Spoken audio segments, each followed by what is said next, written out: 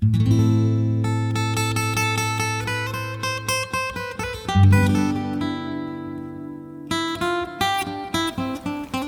everybody, it's Janae Canuce. Welcome back to Lectin-Free Solutions. I'm back today with another Plant Paradox Keto Intensive and ApoE4 compliant recipe for you. And I think you're really going to like this. It's a little departure from the nut flour breads and the muffins that we've been eating. This is a flax flatbread. It has none of the above, only flax and a few other ingredients. Very simple to make. It's done in 20 minutes. Tom and I just came back from a couple-mile walk and we're about ready to break fast. So I am going to toast up a couple pieces of this for us and serve it with a little nut butter. And as soon as it's ready, then I'll show you what it looks like. And after I get to have my breakfast, then I'm going to show you how to make it. I think you're really going to like it. Okay, the toast is ready. So we're going to serve this with a little bit of nut butter. Now, for those of you that can have butter, that's pretty good with butter and a little bit of honey or a little bit of compliant jam. I'm going to have mine with nut butter and the walnut butter. And I have this as I usually have this as a snack. When I'm doing intermittent fasting, I really only eat one meal a day. And this is the snack that I'll eat that keeps me going until dinner time. And I'm going to do the same for Tom.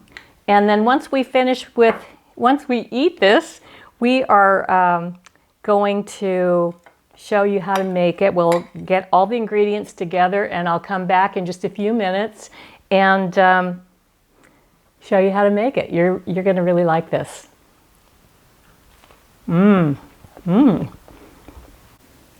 Okay, we're back. I had my break fast and I feel really good. That was a really tasty treat. I'm excited for you guys to try this recipe. It's so easy. 20 minutes and you're done. So first of all, preheat your oven to 350 degrees. And then what we're going to be using is Bob Red Mill's golden flax meal. Don't get the regular flax meal. It has a really strong flavor. I don't think you'll like it. If I use flax meal, I always use the golden. I think it has a much milder taste. The other thing that we're going to be using is Bob's Red Mill egg replacers. These are sort of a new product for me since I found out I have an allergy to egg protein. And they have really come in handy for me. If you're a vegan or you have egg protein issues, I highly recommend you trying these. They do have a little bit of potato starch in them, but Dr. Gundry has approved them for our use. So you don't need that much. It doesn't end up being that much potato starch. So let me run through what we're going to do. We're going to add all of the dry ingredients together, then the olive oil and the water, and I'll tell you what the ingredients are as I add them. I've got 2 cups of ground golden flax meal.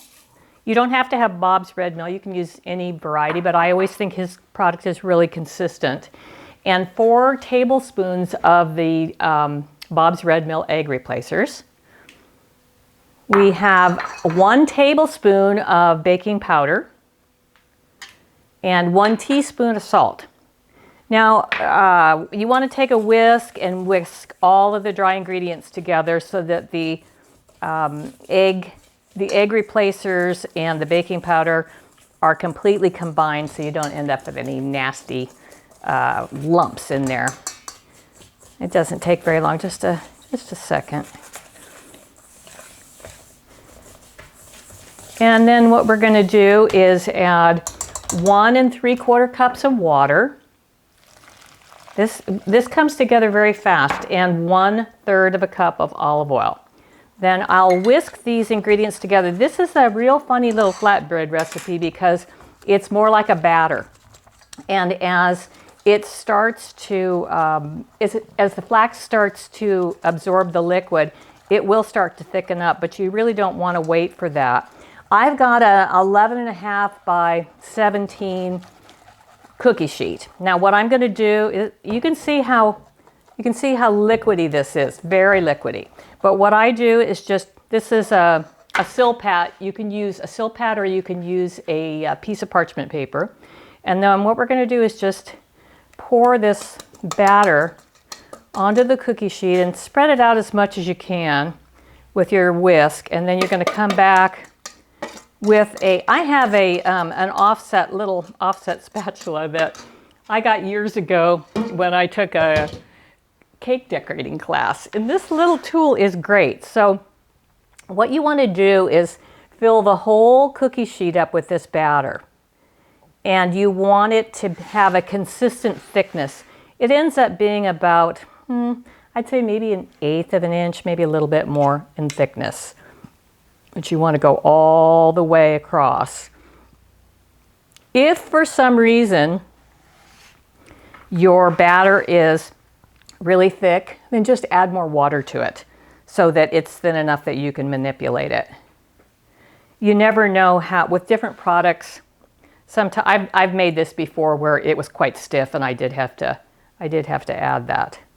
So we're almost there. I get into all the corners, and we want to get the bulk that's in the center to the edges so that when you go to toast it, it has the same thickness. It's not that big of a deal if you're going to eat it as a flatbread, but to be frank with you, I really prefer this toasted rather than as a flatbread. And it's good as a breakfast toast.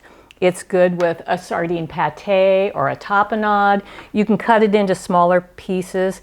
I'll show you when we take this out, I'll show you how I cut it up. I divide it into 12 equal pieces, and they fit into the toaster perfectly.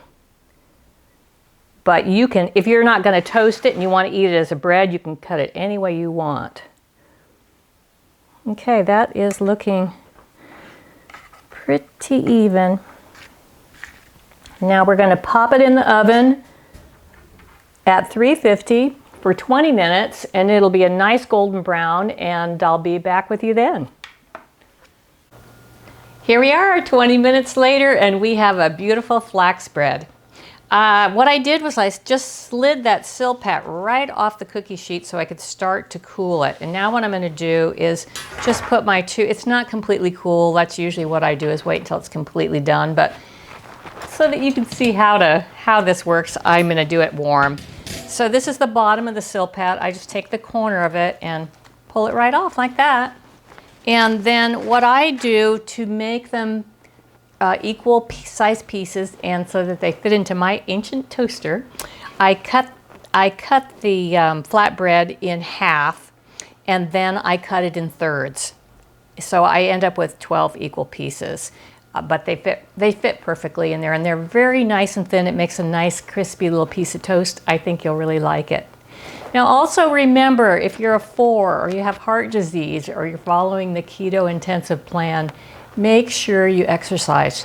It's really, really crucial to help your brain health, your heart health, all around.